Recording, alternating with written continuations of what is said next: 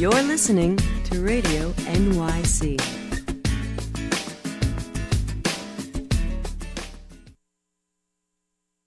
Hello, this is Commissioner Jimenez from the Mayor's Office to Combat Domestic Violence. People with disabilities are more likely to experience violence at the hands of an intimate partner. New Yorkers with disabilities should not feel alone. Support is available. In New York City, all victims of domestic violence, regardless of their language, immigration status, or disabilities, are offered services to help them regain control over their lives. If you or someone you know is being abused, please call 311 for help. Hi, this is Dr. Tom Farley, New York City's Health Commissioner. One thing that all New Yorkers can do for their health is to know their HIV status. If you've had sex even once, you should get tested for HIV. If you're HIV positive, you can get medical care to help you feel better and live longer. If you're HIV negative, you can stay that way. Your regular healthcare provider can give you an HIV test. Free HIV tests are also available at health department clinics in all 5 boroughs. For clinic locations and hours, call 311 or visit nyc.gov. Hi, I'm Adrienne Bailon. Having an official ID is one of the keys to success. Want to open a bank account? Apply for a job? Register for college soon? You'll need an official ID to do any of these things. Don't drive? Don't worry. You can get a non-driver state ID, and it only costs about $10. But in order to get an ID, there are a few things you'll need, and we're here to help. Go to nyc.gov and click on or search ID to get started.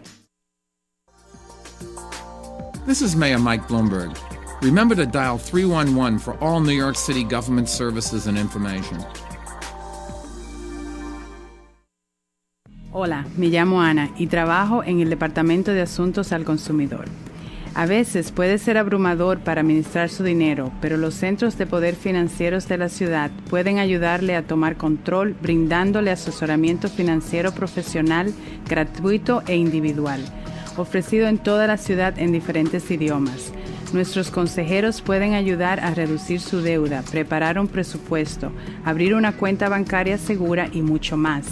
Visite nyc.gov para encontrar el centro más cercano o llame al 311 para pedir una cita ya. This is Carter Strickland, Environmental Protection Commissioner for New York City. A fire hydrant is a familiar sight in the city. There are more than 109,000 of them citywide. Summer in New York can be hot, but please don't open fire hydrants to cool off unless you have an approved spray cap. Illegally open hydrants can reduce the water pressure needed to fight fires and endanger people's lives. Instead, get a spray cap at your local firehouse or take advantage of the city's recreation centers, play streets, pools, and cooling centers. For more information on locations, call 311. I'm Fatima Sharma, Commissioner of the New York City Mayor's Office of Immigrant Affairs. New York City is home to people from more than 190 countries. They're our neighbors and co-workers and an essential part of the fabric that makes us the greatest city in the world. My office helps immigrants make New York City their home. In the wake of Hurricane Sandy, we continue to work to make sure that immigrant communities affected by the storm have access to services that will help them recover and rebuild their lives. To learn more, visit nyc.gov or contact 311. You're listening to Radio NYC.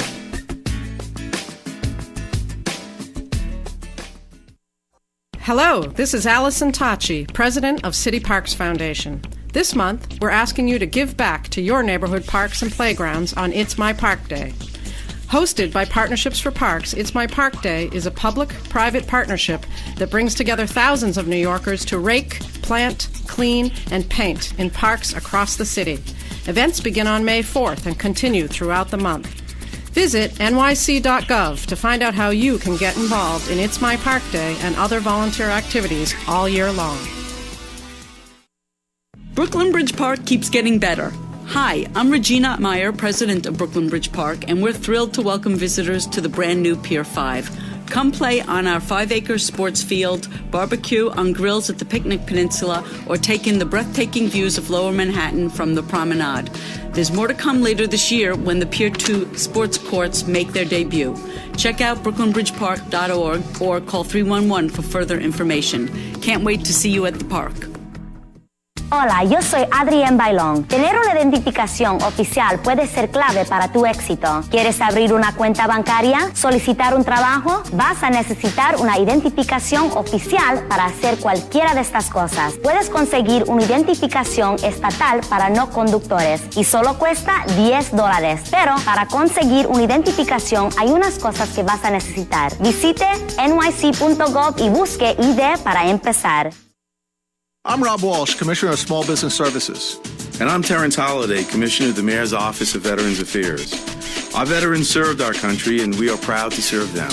If you're a veteran or a veteran spouse looking for a job, stop by the Workforce One Veterans Center at 60 Madison Avenue in Manhattan, or at any of the 15 centers in all 5 boroughs. We work with businesses committed to hiring veterans, which means we have jobs for you. For more information, call 311 or visit nyc.gov. This is Mayor Mike Bloomberg. Remember to dial 311 for all New York City government services and information.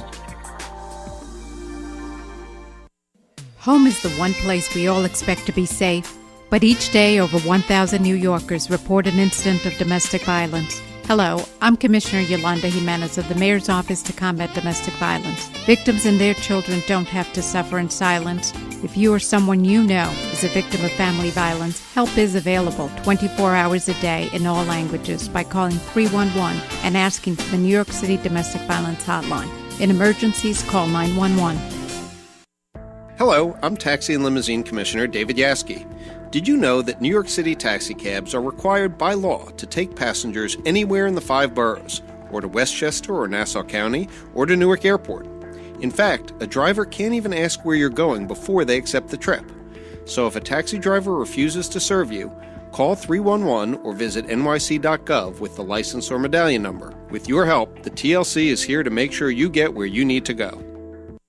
Hi, I'm Rob Walsh, Commissioner of the Department of Small Business Services. Figuring out what permits and licenses are needed in order to start and expand a business in New York City can be a challenging task. That's why we created New York City Business Express. It's a free one-stop website where business owners can access the information they need to open up shop. You can apply online for many permits, settle outstanding fines, and find incentives to lower the cost of doing business. Visit nyc.gov or call 311 and ask for NYC Business Express. This is Mayor Mike Bloomberg.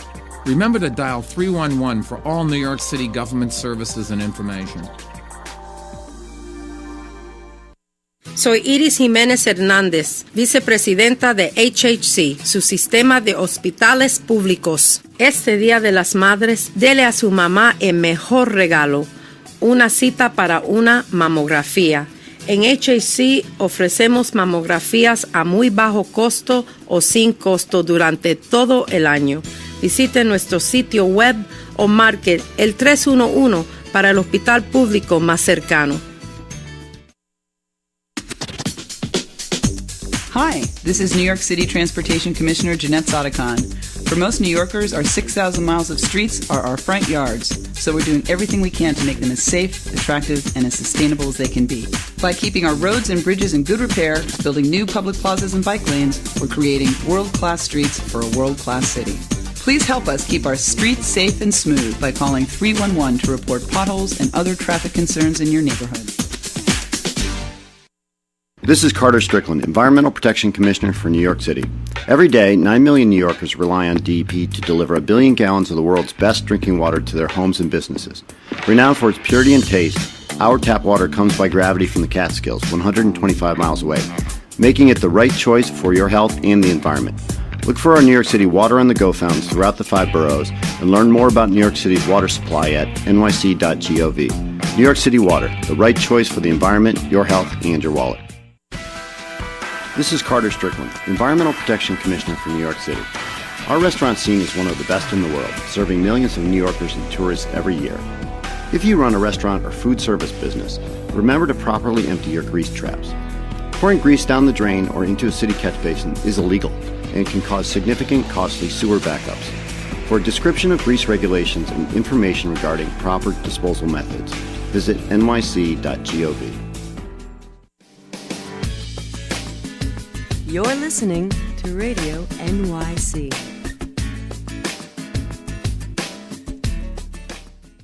what better way to get some outdoor exercise than rolling up your sleeves and helping care for Brooklyn's Prospect Park? Hi, I'm Emily Lloyd, president of the Prospect Park Alliance. Volunteering at Prospect Park offers many exciting ways to make a difference in the lives of all who benefit from the park. Individuals, families, students, and retirees can all have fun and learn something while helping the park.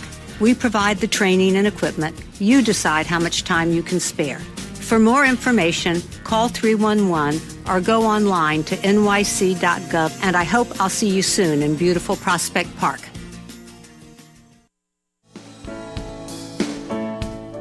Hi, this is Sanitation Commissioner John Doherty.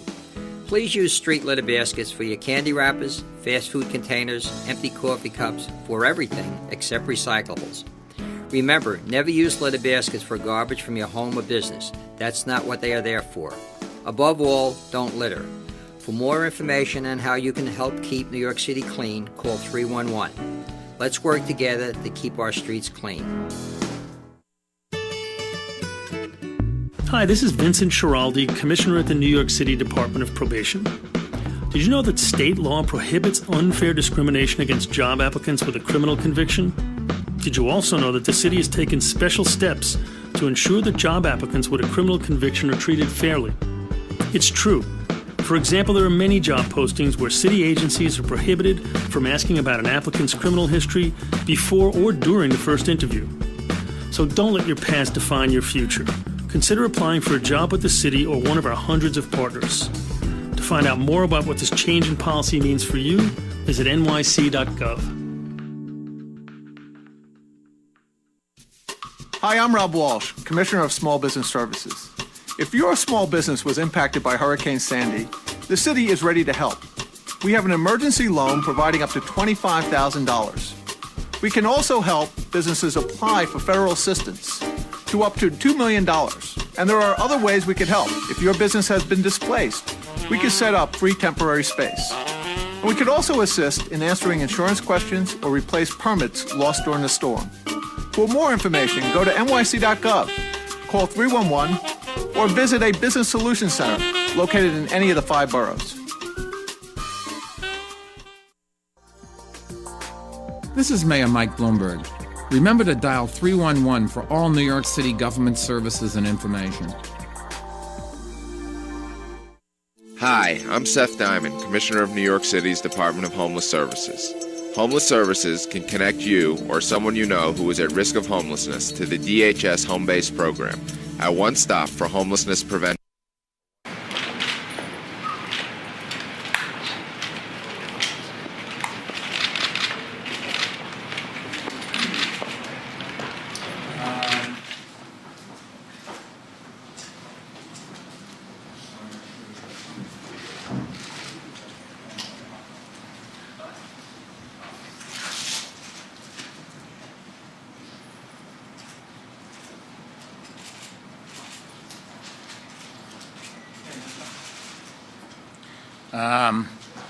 Without embarrassing him too much, be nice to Mark Livonia. His mother and grandmother are here with us today, and we've just had a conversation about whether or not it was appropriate for me to introduce them. He said no, so needless to say, I would not do that.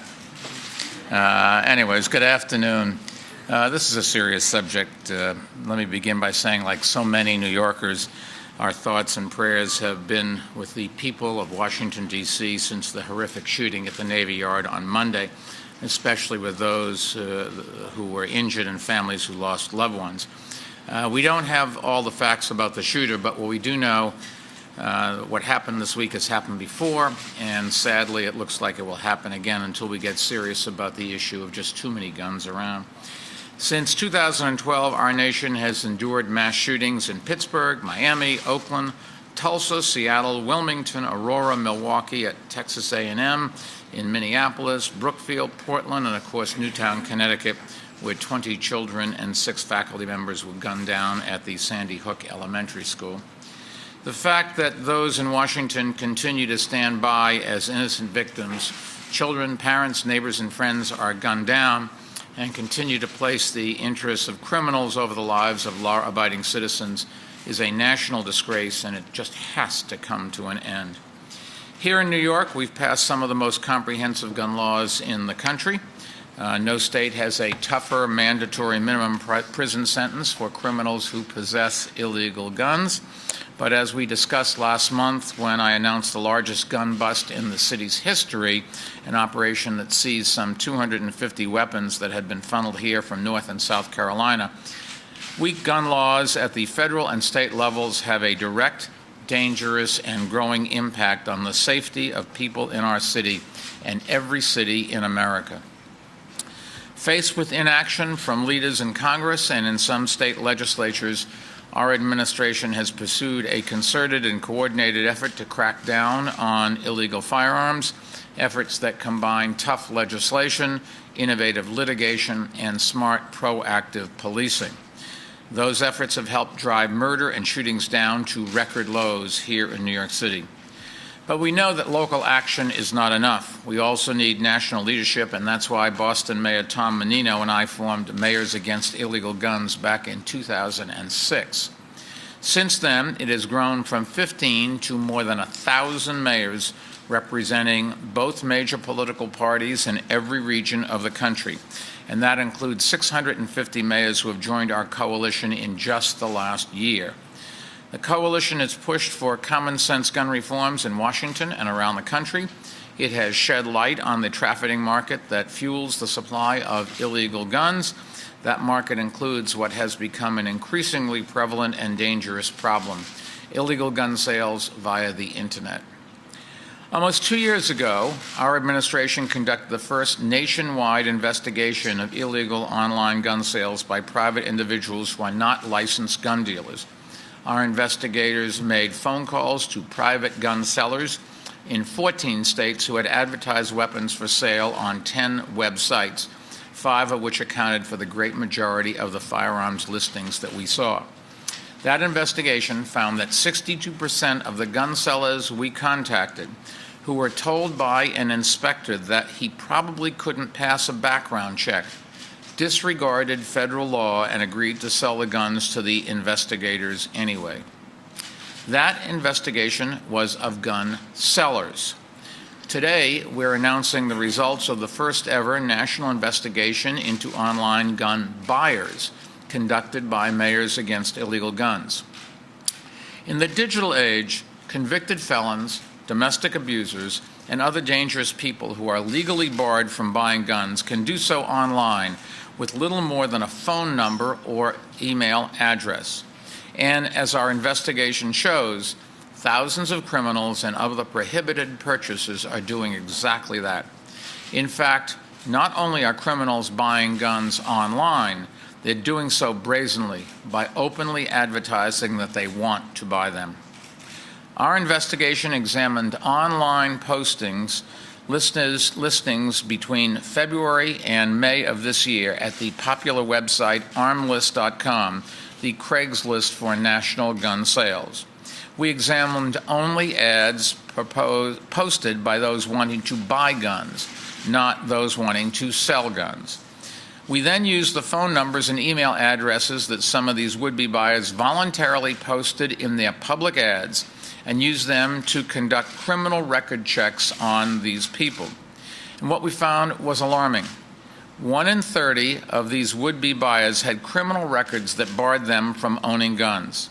And as this chart to my left shows, if 1 in 30 people on a Boeing 747 were on a terrorist watch list, that plane would have 22 suspected terrorists on it, something no passenger or airline would tolerate, and something that Washington should not tolerate either. In the past, we've seen what can happen when dangerous loopholes allow criminals to have easy access to guns. Just last year, a judge issued a restraining order against Radcliffe Hawthorne of Wisconsin to protect his wife, Zena Daniel. That order prohibited him from buying firearms. So he turned to Arms List, where he found a nearby seller who sold him a .40 caliber semi-automatic Glock handgun with no background check. Tragically, Mr. Hawthorne then used that gun the very next day when he drove to Ms. Daniels' workplace, murdered her, and 2 of her coworkers and injured 4 others before turning the gun on himself. When you consider that Arms List will host some 800,000 unique firearms ads this year, including many that are completely anonymous, our investigation makes clear that we can safely estimate that more than 25,000 guns may be transferred to criminals each year through Arms List alone. And that is on one website. There are dozens and dozens of sites that sell weapons. Individuals looking for guns on Arms List are also nearly 4 times more likely to have prohibiting criminal records than buyers at licensed dealers that require background checks. Now keep in mind, our investigation covered only those people proactively posting ads wanting to buy guns. If 1 in 30 people posting their contact information in ads wanting to buy guns are criminals prohibited from buying guns illegally, think how many criminals are answering want to sell ads, which they can do so with complete anonymity. This investigation has just scratched the surface of the Internet's vast illegal gun market. And if nothing is done, that market will continue to grow. The widespread disregard for the law that our investigation revealed demonstrates the need to take 3 immediate and critical steps. First, federal law should require a background check for every gun sale, not just those involving licensed dealers. In more than 40 states, criminals and other prohibited purchasers can avoid background checks by buying handguns or long guns from unlicensed, quote, private sellers, unquote, often at gun shows or through anonymous online transactions. These private sellers are not required by federal law to conduct background checks. As a result, an estimated 6.6 million guns are sold or transferred each year with no background check and no questions asked. Bipartisan legislation pending in both chambers of Congress, sponsored in the Senate by Joe Manchin and Pat Toomey, and in the House of Representatives by Pete King and Mike Thompson, would close this gaping loophole. Second, it's critical that the Bureau of Alcohol, Tobacco, Firearms, and Explosives, the federal agency responsible for enforcing gun laws, investigate online sales and enforce existing laws. The ATF should also create an online training video explaining the federal laws governing online gun sales. And this would be similar to the online training videos ATF has produced for licensed gun dealers and the general public. Third, and finally, websites should develop and enforce policies that deter illegal gun sales. I think most Americans would agree that online retailers should meet the same public safety standards that we've come to expect in the brick-and-mortar marketplace. For example, when Fisher-Price received 600 complaints this year that parents were concerned about mold on one of their sleepers for newborns, the company recalled 800,000 models. That represents a 1 in 1,333 risk. Significant, but far less than the 1 in 30 risk that we all face from a criminal purchasing a weapon through one of the most popular websites for gun sales. And at a minimum, all websites that facilitate gun sales should require buyers and sellers to provide verified personal information about themselves before they can complete transactions. The website should also add features to alert website administrators of suspicious behavior. All of these steps would go a long ways towards ending the kind of disturbing practices our investigation uncovered. And they might well prevent more needless bloodshed and loss of life in our city and nation. On that note, let me turn the floor over to our criminal justice coordinator, who helped spearhead our coalition of mayors against illegal guns and who directed this report, John Feinblatt. John? Thank you, Mayor. To echo the mayor's sentiments, our hearts certainly go out to the survivors and those who lost family members in Washington, D.C. this past week. Unfortunately, this sort of senseless violence has tragically become all too common. It's almost something that people have come to expect. 33 people are murdered with guns every day in America. And while it's true that we absolutely cannot prevent every shooting, we do know that closing the gaping loopholes in our background check system will save lives. Today's report really gives us a frightening glimpse into the magnitude of the online illegal marketplace, and a quick snapshot of some of the prohibited buyers identified in our investigations shows how lethal the marketplace can be. Their histories include charges of illegal possession of guns, domestic assaults, protection order violations, and robberies with dangerous weapons, all factors that prohibit them under federal law from buying a handgun. For instance, one man in Louisiana who promised in his ad cash in hand had been charged with aggravated assault with a firearm 1 month earlier and illegally carrying a weapon just 2 days before his posting. 1 month after his posting, he received a third charge, this time for domestic abuse. Each of these offenses alone was enough to disqualify him from possessing firearms. There's just nothing theoretical about this study. We know criminals use the internet with deadly consequences. In 2011, for instance, Yikdog Vessel was walking to her car in Oak Brook, Illinois, when she was gunned down by a stalker. Even though he was prohibited from purchasing a gun under federal law, he got a .40 caliber Glock on armslist.com, where he evaded a background check, no questions asked. And just as it's not theoretical that criminals buy guns on the internet, it's just not theoretical that background checks can save lives. Since its creation in 1998, the National Instant Background Check system has blocked more than 2 million gun sales to criminals and to other prohibited purchasers. And we know that in states that have taken it upon themselves to require universal background checks, there are 39% fewer law enforcement officers killed in the line of duty with guns, there are 49% fewer suicides with guns, and there are 38% fewer women shot to death by their intimate partners. As shocking as today's findings are, we know it's just the tip of the iceberg. Arms List is just one of thousands of internet sites selling guns in an industry that's growing geometrically.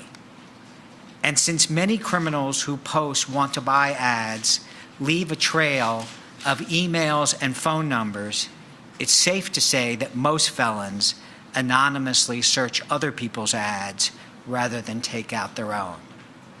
In 2011, our investigators tested whether online private sellers would sell guns to people who they thought couldn't pass a background check.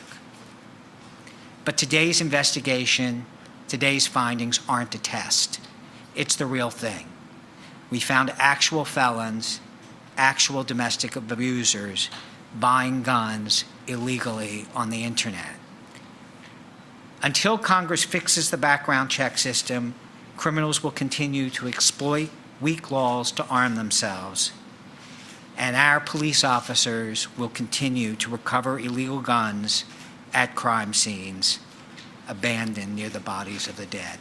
Thank you. John, thank you. The findings of our investigation are described in the report. Felon seeks firearm, no strings attached, which is available here today and also online at the city's website, nyc.gov. Let me just, before taking questions, summarize for our Spanish-speaking New Yorkers. Los resultados de una nueva investigación nacional demuestran que más de 25,000 armas son compradas en línea por criminales cada año, gracias a la laguna legislativa en cuanto a ventas privadas de armas que pone en riesgo nuestras comunidades. And with that, es hora que el Congreso y las autoridades federales toman acciones. With that, we take some questions. Sir. Just please identify who you are. Matt Piper, News 12. I know this was a national investigation, but any idea how many people here in New York City may have gotten these guns off of a website like this? How many? I don't know. It's any ways to tell. No, it's impossible to know. What this documented is that it's easy to do it. Criminals are doing it. We don't know how many in New York actually are buying off the web. But you could go on the website and look at the ads, and a lot of them have addresses. So that's what you should do this afternoon. I mean, you can get the information. You might have to do a bit of work to do it, but you can. Yes, sir. Mr. Mayor, why don't you just identify yourself, please? Just ask everybody to do it. It's courtesy. Hunter Walker, Talking Points Memo. I know you're sort of heading out of City Hall in January. Will you be staying involved with mayors? Absolutely, absolutely. My kids and I live in this country, and we want to be safe, and we certainly aren't going to walk away from this. Yes, sir. You all go in with the New York Post. Just to be clear, do you believe the website is doing anything illegal, or are they just kind of... The website has a right to carry ads. I'm not sure I would want to be in that business, but that's my personal view. But as far as we can tell, there's nothing illegal what they're doing. It's the transactions that take place. Yes, miss? I'm wondering, I would imagine some of the people who post the ads and who buy ads are from New York City and New York State. Is there anything that New York City or state can do to go after the people who are from our city and state? Well, unless they buy something, there's no crime. So I don't know how our problem is finding out when they buy it. I don't know how you'd find out. But the issue really, it's illegal to sell. I guess it's not really illegal to buy. No, I mean, if they're a prohibited purchaser and they consummated the transaction, then it would be illegal, but we have no way of knowing when they consummated it, if they consummated it, and where they consummated it. Sir? Henry Gold with Bloomberg News. Have you discussed these findings with Vice President Biden? No, I've not. We keep them posted? We've kept them posted, so the Vice President's office is aware of these findings. ATF, we obviously sent the report to. We've put in a call to ATF, and we'll brief them completely on the findings. And there's some things that they can do, just like we did. Certainly ATF can do the kinds of stings that we did and try to actually understand the marketplace, as we have. And there's things that the websites can do. I mean, the mayor's correct. I don't think that they did anything illegal, but there are things that websites do to make their practices safer, require registration so that there isn't this, so the anonymity doesn't protect people who are trying to buy, who shouldn't be buying. They can have ways of other people on the website reporting suspicious activity. And certainly the ultimate thing that we should be doing is passing background checks in Washington. But you've got no indication from the administration that they're going to do more to enforce. No, we're going to brief them and go through it with them. I don't have any indication one way or the other. Yes, miss. Dana Rubenstein. All right, so just in front of you first, and then you. Jen Camino with the Daily News. So one of your suggestions was you want the ATF to start doing like an investigation like you did. Are they not doing anything like this? I'm sorry, I didn't hear the question. So is the ATF, they're not doing anything like this? They're not really doing these stings on the websites like the mayors against illegal guns did? We are going to brief them on exactly what they did. They do investigations. As you know, they finally, for the first time in history, got a permanent director. And I think that as a result of that, we're going to see probably much more focus than we've seen in the past. One thing that we should be clear about is how much of an undercount we think this probably is. First of all, most felons would not take out a want-to-buy ad, and if they did take out a want-to-buy ad, they wouldn't actually post their own email and their own phone number. They could actually take out a want-to-buy ad and actually do the transactions through the portal of the arms list or another website without revealing their identity. Second of all, we just looked at, did they have a criminal record in the state that they were advertising from and where they currently live? They clearly could have had criminal records in other states. And thirdly, we only looked at one prohibiting factor, which would be criminality. There are other prohibiting factors that would prevent them from legally owning a firearm. Yes, I'm sorry.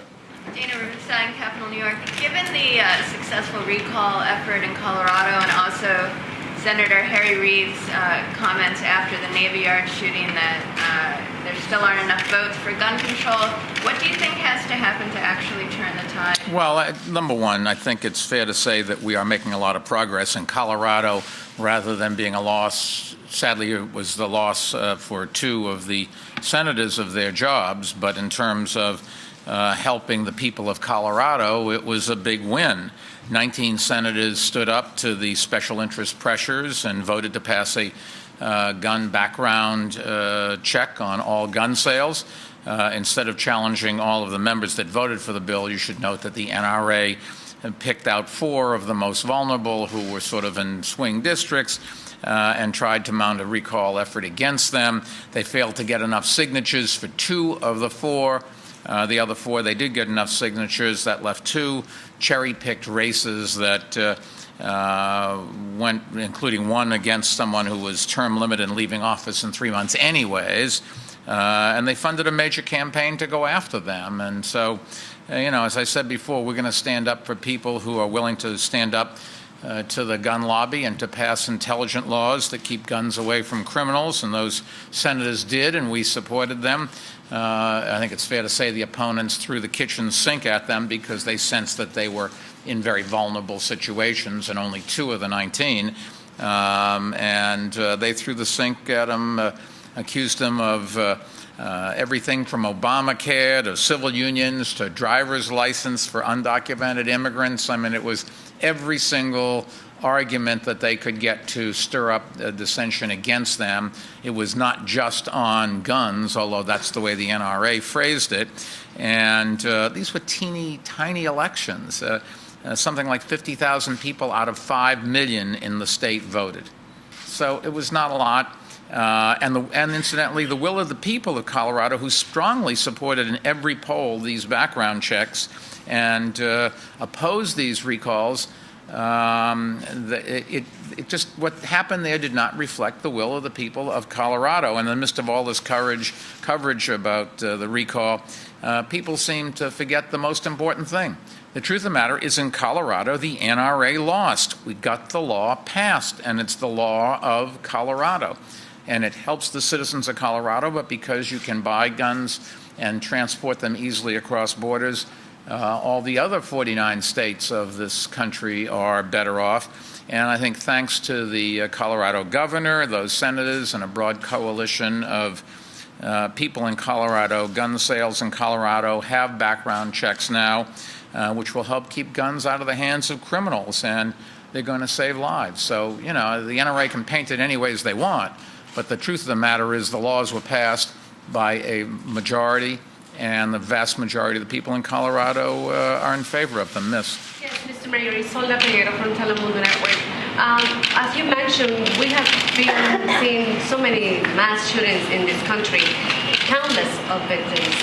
Do you believe that this country is condemned to live under this mass shootings constantly unless Congress acts immediately? Well, unless Congress does something, yes, because I suppose if all 50 states passed their local state laws to require background checks for criminal records and mental illness, then you wouldn't need the federal laws. But if any one state does not have it because it's so easy to carry guns from one to another, you really do need the federal laws to be updated. And remember, we have background checks at a federal level for gun shows, for sales in gun stores. And the vast majority of owners and people who work in those gun stores follow the law. There's something like 2 million times people were denied the right to buy a gun because they had a background check failure. And so it does work.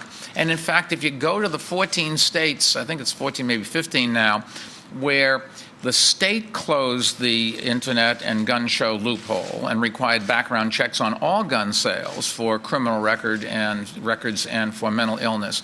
The suicide rate in all of those states, every single one of them, is half the national average. And it's because there's just a lot fewer guns in the street. And suicide, sadly, is one of those generally spur-of-the-moment things where people try to get a gun. If they can't, then they don't commit suicide. So, as a follow-up, do you think we are at a stage of an emergency, given the...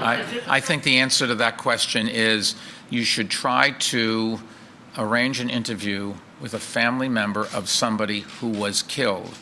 And I suspect what they would say is, we've been at that state for a long time. Please bring me back my loved one, which is one thing we cannot do. Yes, in the back, sir.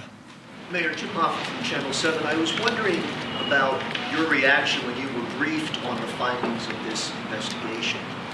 It's more of the same. It's just not surprising because you know that there's an awful lot of these transactions. I guess the big surprise to me was that people would actually, with criminal records, would have the audacity to put their phone number and email address go on the record, if you will. They just must feel that there's no enforcement and there's not going to be any enforcement. And it's a sad commentary about that. Yes, sir. Campbell with the New York Observer. Mr. Mayor, you're calling for federal action here. Do you feel like you're tilting out the windmills? No. If 12 murders in Washington, D.C.'s backyard doesn't, shock them into action, what hope can this be? I think Gabby Giffords was even more. It was one of them, and it didn't stir them. But keep in mind, most of the Democrats and some of the Republicans are willing to do it. We're not that far away. And I think in the House, if you brought up a bill, if it could ever get it brought to the floor, it would pass with a very big majority from both parties. Is it tilting at windmills? No. But let's assume it is. What are we supposed to do? Walk away? I think if you asked, once again, the survivors, should we walk away? I don't think you'd get very many people saying yes. In the back, sir. Hi, John Sirico with the Wall Street Journal. I was just wondering if the mayors against legal guns have any plans for the midterm elections in terms of campaigning. Oh, it's a long time between now and then, but I certainly plan to support those people who want to make this country safe. I will. There's a lot of different issues, and you can't just pick and choose on only one issue, unfortunately. We have a lot of things facing this country. Immigration reform. We're going to destroy this country. We're going to destroy our economy unless we get immigration reform. There are industries being formed overseas, the jobs moving overseas. We've got to do something about that. Guns is another one.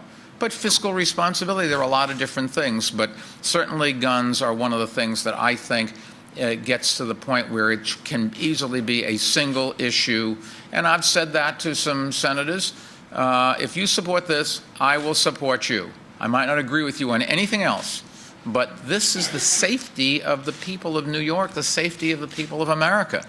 And I will be willing to overlook the other stuff in the interest of this. So Scott Brown, incidentally, who the voters of the Commonwealth of Massachusetts did not reelect. Scott Brown single-handedly kept a federal law from being passed that would have permitted everybody to carry a gun without any license whatsoever. And I thought the voters of the Commonwealth of Massachusetts, where I come from, should have recognized that and reelected him and said thank you.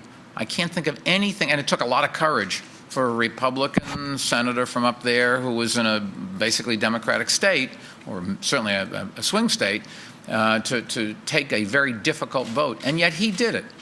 And The concealed carry reciprocity. And he said there are states that don't have it, so anybody could carry a gun. Right. That's what I said. Yes. Mayor Rich Lamb, WCBS. If it is not presently illegal for a prohibited buyer to advertise that he wants to buy a gun, would a law help? Should there be a law? I don't even know whether that would be constitutional. Yeah, I think the way to solve this is for background checks. And they would be detected. For instance, when a prohibited purchaser tries to buy a gun from a licensed dealer, they're turned down, and that happens, a little bit of 1% of the time. What's interesting is that what we found was 4 times that rate of prohibited purchasers trying to buy guns on arms list, and that's logical because they think that's a smarter place to go undetected. But the way to do it is by imposing background checks, and those people are caught when they go to licensed dealers who, under federal law, have to perform background checks, and they are denied the ability to do it. I mean, I think the real issue here, what is important to remember is 99% of the gun dealers follow the law, and it is hardly onerous. They would tell you it takes a few seconds. It's computer, doesn't cost them much in time or anything. They don't lose very many sales, but it does, as you can see it in the states that expanded the background checks to include internet and gun show sales, it really does reduce the number of guns on the streets, and that reduces both the suicide rate and the murder rate. Yes, miss? Courtney Gross with New York One. Did the investigation include any follow-up to see whether or not these would-be gun buyers actually were able to purchase a gun? I don't know how you do. There's no way to really do that to find out whether it was consummated or not. So, no, what we did was we took a snapshot over a 3-month period, and that's the way we were able to show the 1 in 30 and estimate that at minimum there are 25,000 prohibited purchasers who are felons and domestic abusers trying to buy guns on the internet. Let me give you another answer to that question. If it didn't work, people wouldn't do it. So if there's 800,000 postings looking to buy guns, that it must be because the word on the street is that that's the way is to find a gun. Yes, sir? Did any of those postings say whether or not they'd be picked up or mailed, or was there any determination? Generally what happens is that the two people, buyer and seller, arrange a place to meet, and that's where the transaction's done. In fact, if you look at the internet report we issued 2 years ago, we actually documented those transactions and those meeting places, and that's why it's logical to impose a background check, because they're going to meet somewhere. And what we determined during the spring was that 98.4% of Americans live within 10 miles of a licensed dealer. So the logical thing is, once they meet on the internet, is to do the transaction at a gun dealer who can do the background check within a minute or two. Let me also point out that you got to question the people who are putting these ads and buying these guns sanity, because, and I remember going to 2 funerals for 2 detectives who were killed in a buy and bust operation here in New York City. The guy selling the gun knows that the guy who wants to buy the gun has cash. And too many times you'd think they just shoot him, take the cash, and not sell the gun. Yes, last question, Rich. Rich Lamb, WCBS. Do we have any idea of what the proportion is of internet sales compared to, or contrasted to, sales in shops? What percentage of gun sales, or is there any way to know? So look, in the same way that you once didn't buy clothes on the internet and now you do, we know that this market is growing tremendously. 14 years ago, a Department of Justice study showed that there were 4,000 sites that were selling guns on the internet. That, I think, study was done 3 months after Google was invented. So if it was 4,000 sites 14 years ago, you can just imagine what it is like today. Arms list, nearly 800,000 internet ads per year. Do the multiplication. It's an enormous, growing, unregulated market. Let me just try to summarize. This is a study of buyers. We did a study of sellers. What we do know is that the federal government so far has been, or Congress has been, unwilling to act. The president has finally, with Congress's approval, got a director for ATF. That's progress. The president has spoken out, and he's charged Vice President Biden with leading the charge, and they have been very helpful. We've worked with a lot of senators on both sides of the aisle who are in favor of protecting the people of this country, at the same time protecting the rights of gun owners. And so far, we've not been able to get enough. We've got a majority, but we don't have enough votes to pass the bill in the Senate. And then you'd have to go to Congress, where, if it were brought up and my hope is that there'd be enough pressure from the public to bring it up. The polls say it would pass with a good-sized margin. But every day, this year, 12,000 Americans will get killed with illegal handguns. 19,000 will commit suicide with illegal handguns. There is no other country in the developed world that has a problem remotely of this magnitude with guns. We are the only one. Thank you.